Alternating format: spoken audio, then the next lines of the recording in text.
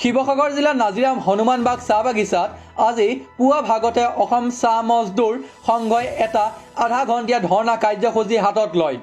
ধৰ্ণা কাৰ্যসূচীৰ উদ্দেশ্য হৈছে অসম চৰকাৰৰ ৰাজ্যিক কেবিনেটত শ্ৰম আইনৰ কেতবোৰ ধাৰা সংশোধন ঘটাই গ্ৰহণ কৰা শ্ৰমিক পৰিপন্থী নীতি যেনে কাৰখানা আইনৰ ধাৰা সংশোধন অনুসৰি শ্ৰমিকৰ কামৰ সময় পূৰ্ব ৮ ঘণ্টাৰ পৰা ১২ ঘণ্টালৈ বৃদ্ধি কৰা আৰু ঠিকা শ্ৰমিক আইন দোকান আৰু প্ৰতিষ্ঠান আইনৰ কিছুমান ধাৰা সংশোধন কৰা সিদ্ধান্ত গ্ৰহণ কৰে। ইয়াৰে কিছুমান ধাৰা ইতিমধ্যে চৰকাৰী গেজেটত প্ৰকাশ পাইছে। উক্ত আইনসমূহ সংশোধনৰ দ্বাৰা দেশৰ সকলো শ্ৰেণীৰ ৰাইজৰ লগত অসমৰ চাহ বাগিচাসমূহত নিয়োজিত শ্ৰমিকসকলৰ অধিক ক্ষতিগ্ৰস্ত কৰিব সেয়া নিশ্চিত। চৰকাৰে এনেধৰণৰ শ্ৰমিক পৰিপন্থী সিদ্ধান্ত অতি দুৰ্ভাগ্যজনক।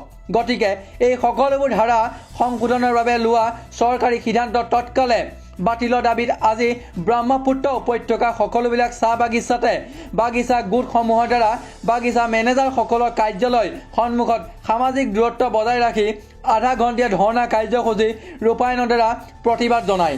ইয়াৰ লগত গাঁঠি পঠোৱা স্মাৰক পত্ৰখন অসমৰ মুখ্যমন্ত্ৰী ডাঙৰীয়ালৈ প্ৰেৰণ কৰাৰ ব্যৱস্থা কৰা হৈছে।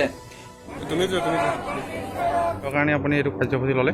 আজি আমাৰ হনুমানবাগ চাহ বাগিচাৰ সকলো বিদ্যালয়ৰ সন্মুখত এই আমাৰ মানে চৰকাৰী নিৰ্দেশ এটা চৰকাৰী চিঠি এখন আহিছে।